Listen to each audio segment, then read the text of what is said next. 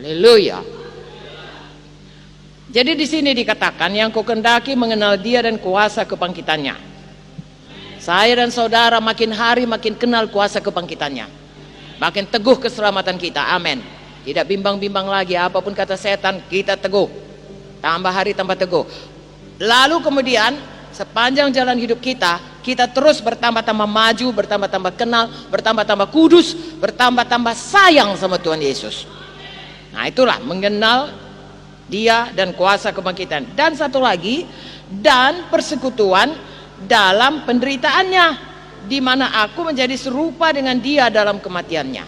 Nah, pada waktu saudara dibaptiskan, saya dan saudara dibaptiskan, dikatakan kita menjadi satu dalam kematiannya. Artinya Yesus mati bagi dosa-dosa kita, kita pun sudah mati bagi dosa-dosa kita.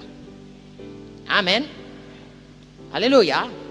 Yesus bangkit dari kematian, ya, kepada satu hidup yang berkuasa. Kita pun bangkit dari kematian, lepas daripada hidup lama, jadi hamba kebenaran.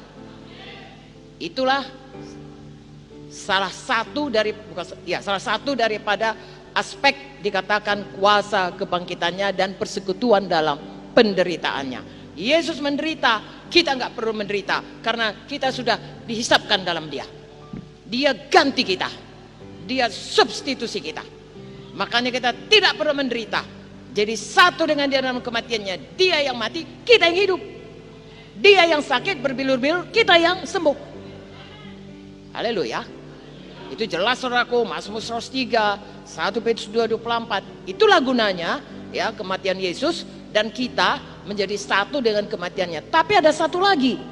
Satu dengan kematiannya artinya seperti Dia, saudaraku, mengalami aniaya, mengalami banyak-banyak sengsara oleh karena untuk kebenaran, kita juga begitu.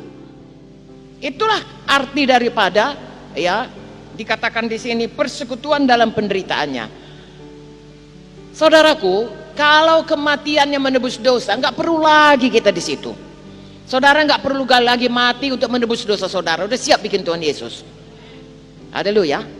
Tapi kalau menderita karena kebenaran, Tuhan bilang angkat salib.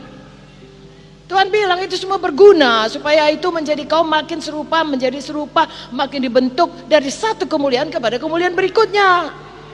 Dan Tuhan menjanjikan Roh Kudus. 1 Korintus 3, ya, 2 Korintus 3 ayat 18 berkata demikian. Ayat 17, di mana ada roh, di situ ada kebebasan. Ayat 18 berkata, dari satu kemuliaan kepada kemuliaan berikutnya. Mengapa? Karena kita makin menjadi seperti Yesus. Kenapa kita kehilangan kemuliaan? Karena berdosa. Kenapa kita bertambah kemuliaan? Karena kita bisa hidup benar oleh karena kuasa Roh Kudus. Saya dan saudara, saya sangat setuju kalau saudara semuanya gereja besar, mau ini besar, tapi tolong jangan melenceng ini, ya, seperti saya katakan. Fokus terutama Yesus. Dan tahukah saudara, kalau saudara berkata fokusku supaya hidup bahagia, supaya hidup diberkati, kalau saudara kerjakan Yesus, itu adalah hasil ikutannya. Ya, hasil ikutan ditambahkan kepada kita. Ya, damai sejahtera, sukacita sorgawi, itu kerajaan sorga. Ya, kelimpahan, keberkatan, itu kerajaan sorga. Tetapi kalau kita dapatkan itu, orang dunia ini pun bisa dapat, saudaraku, yang karena Tuhan itu adil. Ya, orang rajin di dunia ini pun bisanya dia. Tapi dia tidak dapat Yesus. Oke lah, dia orang dunia. Kita ini, saudaraku, orang sorga. Jangan saudaraku hanya sekedar dapat segala kelimpahan tapi tidak dapat Yesus. Tuhan sudah sediakan. Ini dia, Paulus, luruskannya jalannya, kita luruskan jalan kita. Haleluya. Jadi persekutuan dalam penderitaannya, di mana aku menjadi Jadi saya dan saudara hari lepas hari, lihat kepada saya sayang, harus berjalan dengan iman. Dari iman kepada iman. Mengapa? Karena satu, iman tetap kepada keselamatan kita oleh darah Yesus, oleh korban Yesus. Amin. Tapi sesudah itu iman tetap, ya, bahwasanya sepanjang jalan kita tetap berjalan dalam terang Tuhan, dalam kemenangan, dalam pimpinan Roh Kudus, mengalahkan daging, mengalahkan dunia, mengalahkan setan, mengalahkan semua dosa dengan iman.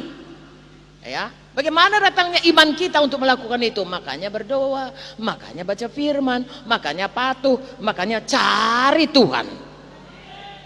Dapatkan Tuhan. Haleluya. Dapatkan Tuhan artinya seperti tadi, lebih dekat, lebih dekat, lebih dekat, lebih intim, lebih kenal, lebih berkhidmat. Nah, Roh Kudus menolong kita semuanya. Coba perhatikan ayat 12, 13, 14 ya. Kita baca kuat-kuat. 1, 2, 3. Bukan seolah-olah aku telah memperoleh hal ini atau telah sempurna, melainkan aku mengejarnya. Kalau-kalau aku dapat juga menangkapnya, karena aku pun telah ditangkap oleh Kristus Yesus. Saudara-saudara, aku sendiri tidak menganggap bahwa aku telah menangkapnya, tapi ini yang kulakukan. Aku melupakan apa yang telah di belakangku dan mengarahkan diri kepada apa yang di hadapanku dan berlari-lari kepada tujuan untuk memperoleh hadiah, yaitu panggilan sorgawi dari Allah dalam Kristus Yesus. Sampai di situ dulu. Saudara lihat di sini, Paulus berkata, walaupun dia sudah berusaha meluruskan ya jalan daripada hidupnya, ya goalnya yang sesungguhnya, dia berkata, aku masih belum sampai. Dengan kata lain, sesudah kita luruskan goal kita, maju terus, maju terus, maju terus. Ya, satu kapal misalnya saudaraku, dia mau bergerak dari Medan ke Jakarta, Jakarta Tanjung Priok ke Belawan, katakanlah, sudah diluruskanlah jalannya, tapi nggak maju-maju, kan nggak sampai-sampai. Seharusnya setiap hari saya dan saudara, ya, bekerja terus untuk keselamatan dengan iman, ya, sesuai dengan kasih karunia Tuhan dipimpin Roh Kudus, tiap hari maju.